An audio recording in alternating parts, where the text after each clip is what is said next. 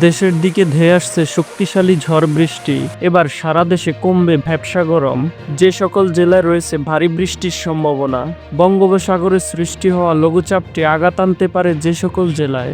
এছাড়াও দুই বাংলার যেসব জেলায় হতে পারে ভারী থেকে অতি ভারী বর্ষণ। এবারে জেনে নেই বিস্তারিত ভিডিওতে। আসসালামু আলাইকুম প্রিয় দর্শক, সবাইকে আমন্ত্রণ জানাচ্ছি এই মুহূর্তে পাওয়া আবহাওয়ার গুরুত্বপূর্ণ নতুন আপডেটে।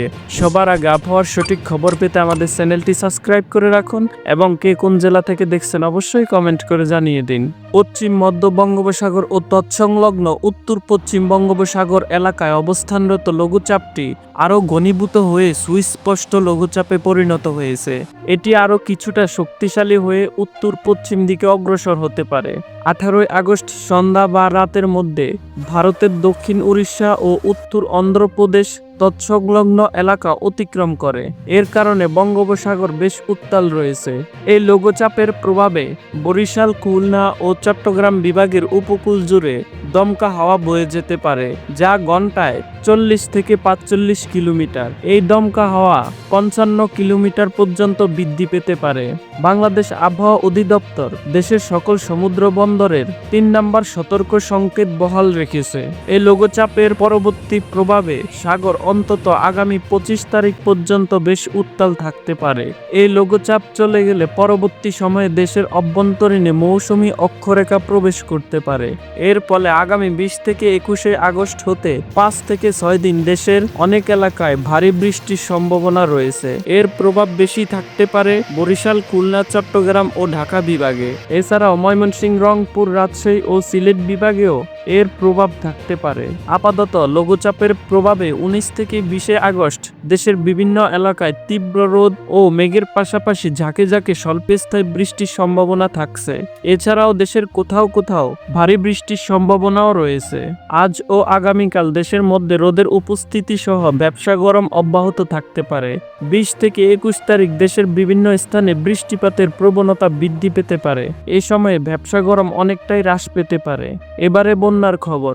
বর্তমানে দেশের সকল প্রধান নদ নদী সমূহের পানি সমতলে বিপদ সীমার নিচ দিয়ে প্রবাহিত হচ্ছে। তাই আপাতত দেশের কোথাও কোনো বন্যা পরিস্থিতি সৃষ্টি হওয়ার সম্ভাবনা নেই। এদিকে আবহাওয়ার আরেক সতর্কবার্তায় বলা হয়েছে, মৌসুমীবাহী সক্রিয়তা ও লঘুচাপের কারণে এখন থেকে পরবর্তী 24 থেকে 48 ঘন্টার মধ্যে সিলেট, বিশ্বনাথপুর, জয়ন্তপুর, কানাইঘাটা, কোম্পানীগঞ্জ, বালাগঞ্জ, দক্ষিণ সুরমা, পেকুগঞ্জ, ওসমানীনগর, বিয়ানীবাজার, সুনামগঞ্জ, বিশ্বনাথপুর, তাহিরপুর, ছাতক, দক্ষিণ সুনামগঞ্জ, জগন্নাথপুর, হবিগঞ্জ, মাধবপুর, চুনারুঘাট, নবীগঞ্জ, থানচি, বড়লেখা, মৌলভীবাজার, পঞ্চগড়, ঠাকুরগাঁও, চট্টগ্রাম, কক্সবাজার, রাঙামাটি, খাগড়াছড়ি, বান্দরবান, রংপুর, দিনাজপুর, গাইবান্ধা, কুড়িগ্রাম, লালমনিরহাট, নীলফামারী, পঞ্চগড়, ঠাকুরগাঁও, ময়মনসিংহ, জামালপুর, শেরপুর ও নেত্রকোনা সহ এই সকল জায়গায় কোথাও মাঝারি আবার কোথাও কোথাও ভারী থেকে অতি ভারী ধরনের খণ্ড খণ্ড আকারে বৃষ্টি অথবা বজ্রসহ বৃষ্টি হতে পারে। এছাড়াও বরিশাল ও খুলনা বিভাগের কিছু কিছু জায়গায় খণ্ড খণ্ড আকারে স্বল্পস্থায়ী কিছু বৃষ্টি হতে পারে এবং সারা দেশে তীব্র রোদের পাশাপাশি হালকা মেঘের উপস্থিতিও দেখা যেতে পারে। সামুদ্রিক আবহাওয়া।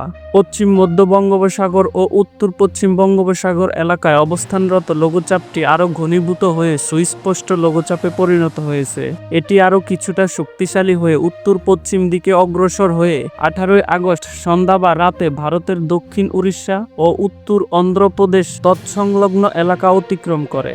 এর কারণে বঙ্গোপসাগর বেশ উত্তাল রয়েছে।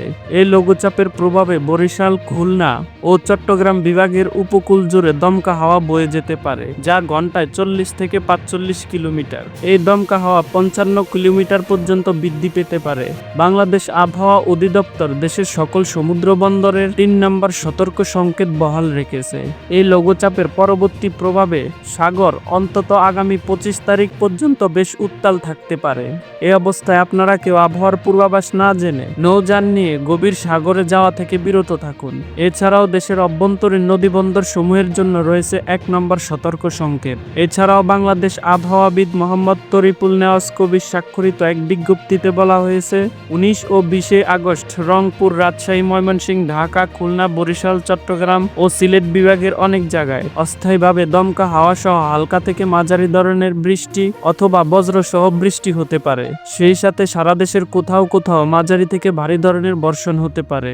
সারা দেশে দিন এবং রাতের তাপমাত্রা সামান্য কমতে পারে। তো প্রিয় দর্শক, এ ছিল আমার হাতে থাকা আবহাওয়ার কিছু আপডেট। নিয়মিত আবহাওয়ার সঠিক খবর পেতে আমাদের চ্যানেলটি সাবস্ক্রাইব করে আমাদের সঙ্গেই থাকুন। ভিডিওটি দেখার জন্য অসংখ্য ধন্যবাদ।